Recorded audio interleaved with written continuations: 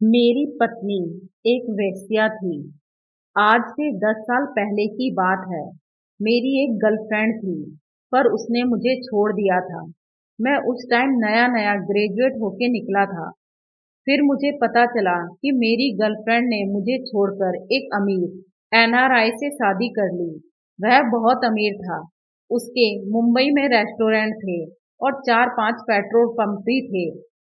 उसके पास कई गाड़ियां भी थीं। इसी कारण से मेरी गर्लफ्रेंड ने उससे शादी कर ली।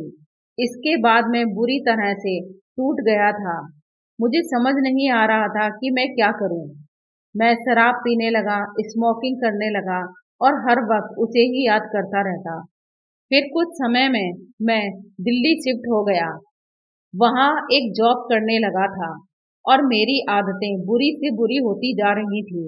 मैं लेडीज बार में बैठने लगा और मेरी स्मोकिंग और ड्रिंकिंग की आदत दिन पर दिन बढ़ती जा रही थी।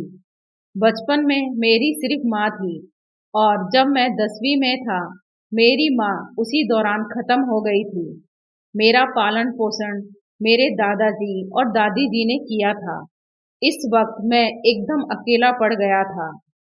मुझे समझ नहीं आ रहा था कि मैं क्या करूं। मेरी आदत बुरी से बदतर होती जा रही थी। फिर मैं प्रोस्टिट्यूटर बुलाने लगा अपने मन को शांत करने के लिए। और एक दिन जब मैं सुबह उठा तो देखा कि वह प्रोस्टिट्यूटर कमरे की सफाई कर रही थी। फिर मैंने उससे पूछा कि तुम क्या कर रही हो। तो उसने कहा कि यहाँ पर सब बहुत गंदा पड़ा हुआ था, इसलिए मैंने सोचा साफ कर देती हूँ। फिर ना जाने क्यों मुझे अजीब सा लगने लगा। उसने खाना भी बनाया। उसके बाद मैं उठा और तैयार होकर ऑफिस चला गया।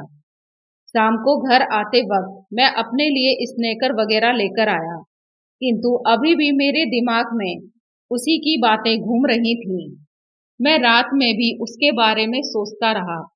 फिर अगले दिन फोन करके मैंने दलाल से उसी प्रोस्टिट्यूटर को दोबारा भेजने को कहा। फिर जब वह आई तो मुझे देखकर मुस्कुराने लगी। उस दिन मेरा उसके साथ शारीरिक संबंध बनाने का मन नहीं था, क्योंकि मैं उसके साथ अपना अकेलापन बांटना चाहता था, उसके साथ बातें करना चाहता था, अपना मन हल्का करना चाहता था। उस रात हमने एक मूवी देखी। हम सारी रात एक दूसरे के साथ लेटे रहे, किंतु शारीरिक संबंध नहीं बनाए। उसके चेहरे पर एक चिंता दिख रही थी, पर उसने मुझे कुछ नहीं बताया, लेकिन मैंने महसूस किया। फिर धीरे धीरे मेरा उसके प्रति लगाव बढ़ने लगा और फिर मैंने उसका नंबर मांग लिया। और अगले रविवार को मैंने उसे फोन किया कि क्या तुम आज फ्री हो? यदि फ्री हो तो हम मूवी देखने चलते हैं। मैं उसके साथ मूवी देखने गया। इस तरह हम लोग हर संडे मिलने लगे। मेरी आदतों में उसके साथ मिलते मिलते काफी सुधार होने लगा था। मेरी शराब और स्मोकिंग की लत लगभग 50% तक रह गई थी। अब मेरा कमरा जो हमेशा बिखरा रहता था, साफ और रहने लायक दिखने लगा था। फिर एक दिन हम एक पार्क में बैठे हुए थे, तो वह मेरे कंधे पर सर रख अचानक से रोने लगी। मुझसे कहने लगी कि मैं ऐसी जिंदगी नहीं जीना चाहती, मैं उस जगह वापस नहीं जाना चाहती। मैं भी चाहती हूँ कि कोई मुझे प्यार करे अपने सच्चे दिल से, मैं उसके साथ जीवन बिता सकूं। और उसकी आखिरी लाइन ने मुझे झकझोर दिया, क्योंकि यह वही लाइन थी जो कुछ समय पहले मेरी गर्लफ्रेंड ने मुझसे कही थी। उसके बाद वह शाम मैंने उसके साथ गुजारी। फिर अगले दिन से मैंने उसका फोन उठाना बंद कर दिया, उसके मैसेज का रिप्लाई देना बंद कर दिया। उसने बहुत बार कॉल किया, लेकिन मैंने उससे बात नहीं की, क्योंकि मैं उसे खोने से डर रहा था। क्योंकि यह बात काफी समय पहले मेरी गर्लफ्रेंड ने भी कही थी और मुझे छोड़कर चली गई। मैं दोबारा से यह सब नहीं चाहता था कि मेरे साथ फिर ऐसा हो। मैं इस बात से डर रहा था। फिर नेक्स्ट संडे को वो आई और वह मुझ पर गुस्सा करने लगी, लेकिन फिर मैंने उसे अपने मन की सारी बातें बताई।